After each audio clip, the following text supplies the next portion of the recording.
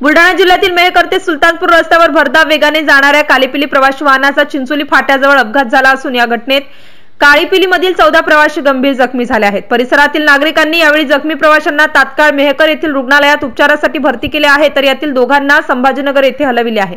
मेहकर येथून सुलतानपूरला भरधाव वेगाने जाणाऱ्या काळीपिली वाहन चालकांचे आपल्या वाहनावरील नियंत्रण सुटल्याने काळीपिली वाहन रस्त्याच्या खाली उतरली, त्यामुळे हा अपघात घडला असल्याचे प्रत्यक्षदर्शींनी सांगितले। जिल्ह्यात काळीपिली वाहनातून अवैध प्रवासी वाहतूक जोमात सुरू असून यापूर्वी अशा वाहनाचे अनेक अपघात झाले आहेत, मात्र याकडे आरटीओ विभाग आणि ट्रॅफिक पोलीस यांचे दुर्लक्ष होताना दिसते। एमसीएन न्यूज मराठी करिता रवी शेगोकार, बुलढाणा।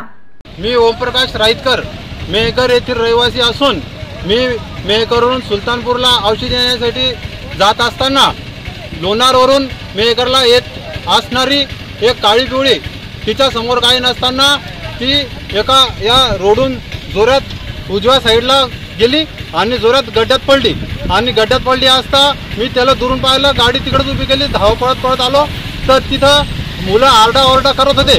आरडाओरडा करत असताना आम्ही तिथं बचाव कार्य केलं आणि बचाव कार्यात काही मुलांना बाहेर काढलं आणि सरकारी दवाखान्यातल्या ॲम्ब्युलन्सला फोन लावला, साहेबांना फोन लावला, सगळी मंडळी आली।